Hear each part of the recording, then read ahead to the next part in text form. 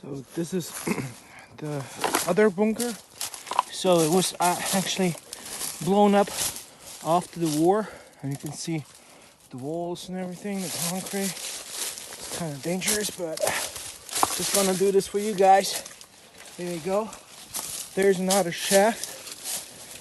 Now that is actually the shaft down there where the bunker, well, this is like the connection bunker. So if somebody could go down, you could probably go into the catacombs there. So this is actually, it's very deep right there.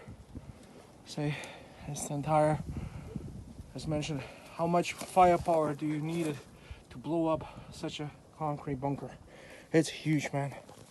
It's huge. So I'm just gonna show you once again. Here we go. How deep it is, and it's one of the bunkers here.